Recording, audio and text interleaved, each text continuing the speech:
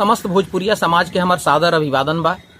अपने सबन से हम एगो आग्रह करे आइल बानी कि अगर रउआ भोजपुरिया बानी और रउआ भोजपुरी माटी से, भोजपुरी भाषा संस्कृति से प्यार बा तो भोजपुरी के आगे बढ़ावे में अपन योगदान दी।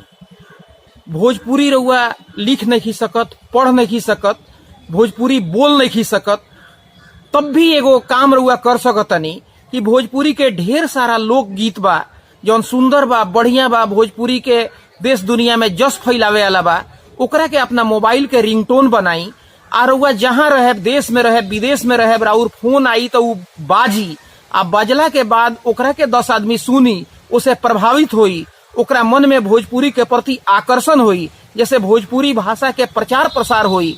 रउआ भोजपुरी के लेके हिंसा के शिकार मत होई। भोजपुरी हमनी के मातृभाषा है, एकरा के बढ़ावे के बा, देश दुनिया में फैलावे के बा, भोजपुरी के 8वीं अनुसूची में ले आवे के बा, एकरा के रोजगार मुखी बनावे खातिर ए पर पढ़ाई लिखाई के सारा व्यवस्था करावे के बा। तो रउआ भोजपुरी के अभियान के आगे बढ़ाई।